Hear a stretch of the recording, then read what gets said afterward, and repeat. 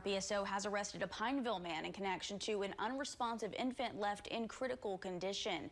On November 1st, deputies arrived to a residence in the 3300 block of Ann Street in Pineville in reference to an unresponsive infant showing minimum signs of life. 20-year-old Trent Michael Lindsay was identified as the father. He told police the infant was sleeping as he was outside, and when he returned, he found the child unresponsive. RPSO says they found inconsistencies in what may have happened. During their investigation, detectives confirmed the injuries the child sustained were inconsistent with Lindsay's story.